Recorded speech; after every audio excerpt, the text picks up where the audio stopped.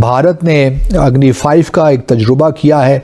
Merv ballistic missile है। पहला पाकिस्तान का मसला है कि पाकिस्तानी कौम की फॉर वेरियस रीजंस उसकी जो सोच है, उसकी जो फिक्र है, वो बहुत कंफ्यूज्ड है, बहुत कायोटिक है, उसमें कोई क्लैरिटी नहीं है। पूरा भारत बड़ी खुशियां मना रहा है कि जी हमने चीन को भी वाज़ेह पैगाम दे दिया है, पाकिस्तान को भी वाज़ेह पैगाम दे दिया है। अब हम एक ही मिसाइल पे बहुत से वॉर हेड्स लगा के और एक ही वक्त में कई टारगेट को हम निशाना बना सकते हैं, तो so on and so fourth. In every sense, India has more money, India has more resources, India has more connections. तो पाकिस्तान को थोड़ा सा कंसर्न होना चाहिए इस बारे में कि नहीं? बिल्कुल जी, मैं समझता हूँ कि ये एक काबिले जिक्र एक डेवलपमेंट है। आपने कहा कि नॉन मुस्लिम के साथ ताल्लुकात अच्छे नहीं होने चाहिए, ठीक है, मुसलमान के साथ होने चाहिए। तो आज ईरान के साथ हमारे मसले चल रहे हैं, अफगानिस्तान के साथ हमारे मसले चल रहे हैं, ठीक है, जंगबंदी, तो फिर वो तो मुसलमान है, उनके साथ फिर ताल्लुकात क्यों नहीं अच्छे करते? इंडिया ने सुबह उठना है, चेक साइन करना है, जाके उनको कहना है जी हमें ये दे दे, and they will get that. So they put the money on the table and they get that. और भारत इस वक्त दुनिया का सबसे ज़्यादा असला खरीदने वाला मुल्क बन गया है। सिप्री की अभी हाल ही में एक रिपोर्ट आई है। उनके मुसलमान कहते हैं कि शुक्र है हम नहीं पाकिस्तान गए, तो आज हम भी कटोरा लेके बैठे हैं। तो भारत कामयाबी तो भारत की है, लेकिन सवाल ये भी पैदा होता है कि आफ्टर ऑल भारत चाहता क्या है। यूनाइटेड नेशन की जनरल असेंबली में पाकिस्तान और चाइना की तरफ से इस्लामोफोबिया को लेके रेजोल्यूशन पास किया गया, जिसको 115 कंट्री ने सपोर्ट किया और 44 कंट्री ने इसको एब्स्ट्रेन किया। इंडिया ने भी इसको स्किप किया और कहा कि जो बाकी रिलीजन है, जिसमें हिंदुइज्म है, जिसमें बौद्ध है, जिसमें सिखिज्म है, इनके बारे में कौन बात करेगा। पहली बात तो ये है कि इसकी जो रेंज है, जिस तरह आपने बताया, क्लेम 5000 की जाती है, लेकिन बाज चाइनीज मुबस्सिर जो हैं इसको 6 से 8000 की रेंज की सलाहियत के मुताबिक गर्दानते हैं, जिसका टेस्ट अभी कम रेंज तक किया गया है। आप रिलीजोफोबिया के बारे में बात करें, आप इस्लामोफोबिया के बारे में क्यों बात करते हैं? आप इस्लाम को तो प्रोटेक्ट करें, लेकिन बाकी जो रिलीजन है उनको कौन प्रोटेक्ट करेगा? 1.2 बिलियन हिंदूज की बात की। आपका हमसाया मुल्क, खैर वो तो 90s में, इंडिया जो है वो 90s में IMF को छोड़ के जा चुका है। मतलब IMF क्या उनके सामने हैसियत रखता है? अब तो वो ये कहेंगे IMF को कि हम आपको कर्जा देते हैं। तो इससे ये जाहिर होता है कि भारत की जो टारगेटिंग स्ट्रैटेजी है वो सिर्फ साउथ एशिया या पाकिस्तान तक महदूद नहीं है। मेरी जो रिक्वेस्ट और अपील होगी हिंदुस्तान की मिनिस्ट्री ऑफ एक्सटर्नल अफेयर्स से और मोदी सरकार से, कि आप पाकिस्तान के अंदर एक इलीगल, गैर कानूनी, अनकॉन्स्टिट्यूशनल, चोरी की, मिलिट्री इस्टेब्लिशमेंट की बनाई हुई हुकूमत के साथ आप डील न करें टूवर्ड्स फ्यूचर। हेलो फ्रेंड्स, जैसा कि आपने वीडियो में देखा, भारत के DRDO ने अग्नि 5 का लॉन्च सक्सेसफुली कर दिया है। ये मिसाइल लेटेस्ट टेक्नोलॉजी का एक ऐसा नमूना है जिससे पड़ोसियों के होश उड़ गए हैं। इवन अमेरिका ने भारत के इस कदम पर उन्हें अप्रिशिएट किया है और कहा है कि ये साउथ ईस्ट एशिया में भारत के दबदबे को प्रदर्शित करता है। वहीं पाकिस्तान से ऐसा कुछ होना जाना तो है नहीं, पर उनके पेट में बस यही दर्द है कि भारत ये सब चीज़ें करके करना क्या चाहता है। आपके इस वीडियो पर क्या विचार हैं, आप हमें कमेंट्स करके हमें बता सकते हैं। चलिए वीडियो में आगे चलते हैं।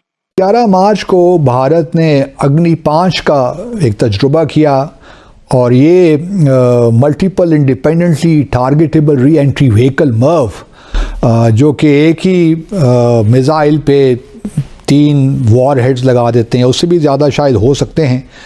तो ये बड़ा एक टेक्नोलॉजी है जो कुछ ही ममालिक के पास है, जिसमें P5 कंट्रीज़ हैं, चाइना, रशिया, फ्रांस, UK और US। और अब भारत ने भी ये टेस्ट करके एक लिहाज से इस टेक्नोलॉजी पे अबूर हासिल कर लिया है, तो उसकी बहुत बड़ी कामयाबी है।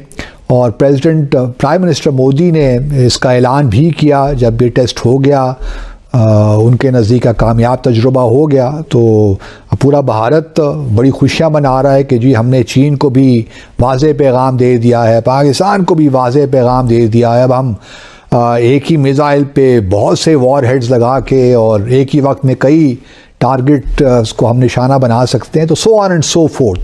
तो भारत कामयाबी तो भारत की है, लेकिन सवाल ये भी पैदा होता है कि आफ्टर ऑल भारत चाहता क्या है। क्या इस खित्ते को हम आर्म्स रेस की नज़र करना चाह रहे हैं? इवन जो हमारे मुआहदे भी हैं वो भी ख़तरे में हैं, क्योंकि जब पाकिस्तान और भारत के दरमियान एक 2005 का एक मुआहदा है जिसके तहत जब भी हम बैलिस्टिक मिसाइल का कोई टेस्ट करते हैं, तजुर्बा करते हैं, तो हम एक दूसरे ममालिक को, अगर पाकिस्तान कर रहा है तो हम पे लाजिम है कि हम 3 दिन पहले भारत को इन्फॉर्म करें, बताएं, कन्वे करें कि जी हम ये टेस्ट करने जाएंगे 3 दिन के बाद, ये हमारे कोऑर्डिनेट्स होंगे। और भारत पे भी ये लाजिम है उस मिसाइल जो हमारा एग्रीमेंट है उसके तहत कि भारत भी हमें बताए, 3 दिन कबल बताए। लेकिन भारत ने इस दफ़े बताया तो कन्वे तो हमें कर दिया था, लेकिन जो 3 दिन का जो टाइम देना चाहिए वो नहीं दिया। तो भारत ने इसकी हमारे जो दो तरफा मुआहदा उसकी भी खिलाफ वर्जी की।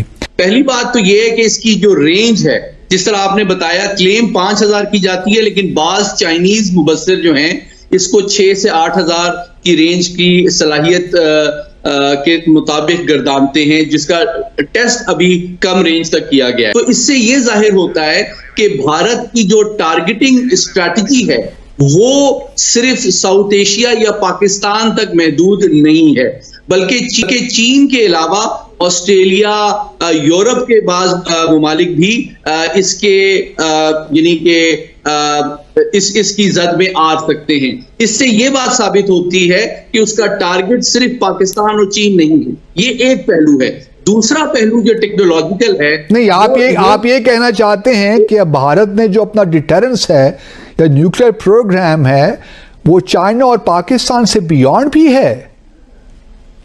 जी बिल्कुल ऐसे ही है। और ये देखिए, ये जो टेक्नोलॉजी डेवलप उन्होंने की है, ये कमिटमेंट और इस सलाहियत में जो इन्वेस्टमेंट की गई है, ये इस बात का टेक्नोलॉजिकल एविडेंस और सबूत प्रोवाइड करता है कि उसके अहदाफ सिर्फ चीन और पाकिस्तान तक महदूद नहीं है। ये पहला पहलू है। दूसरा पहलू जो ज्यादा इंपॉर्टेंट है NFU या नो फर्स्ट यूज के हवाले से, वो ये है कि जनाब अगर आप एक मुल्क की नो फर्स्ट यूज या अशोर्ड सेकंड स्ट्राइक की पॉलिसी है, तो उसने ज्यादा फोकस जो करना है उन एटमी हथियारों पे करना है जिनके डिलीवरी व्हीकल जो है वो सेपरेटेड हो अपने वॉरहेड से, उनका लॉन्च टाइम, उनका अलर्ट लेवल कम हो और वो एब्जॉर्ब करके फर्स्ट स्ट्राइक को सेकंड स्ट्राइक कर सकें।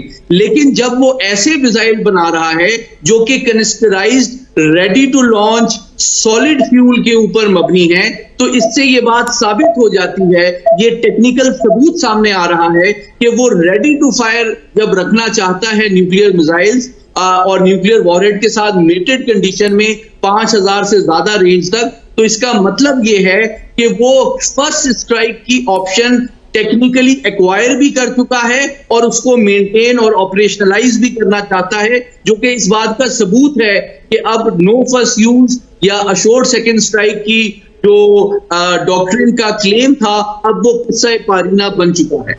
तो मतलब आप ये कहना चाह रहे हैं कि पाकिस्तान और भारत के दरमियान जो एक डिटरेंस मौजूद है, ये ज़रा बताइए मुझे कि उस पे क्या रिपरकशंस है? हमारा जो डिटरेंस है उसके लिए क्या इम्प्लीकेशंस हैं इस टेस्ट की ख़ास तौर पे? और जिस तरह भारत एक लिहाज से हर किस्म की टेक्नोलॉजी अब हासिल कर रहा है अमेरिका से और बाकी मगरबी दुनिया से, तो पाकिस्तान, हमारे पास तो इस वक्त वसाइल नहीं है और ना हमने कभी ये कोशिश भी की है कि हम मिसाइल टू मिसाइल हम कोई मैच करें भारत के साथ। हमारी कभी ये पॉलिसी नहीं रही।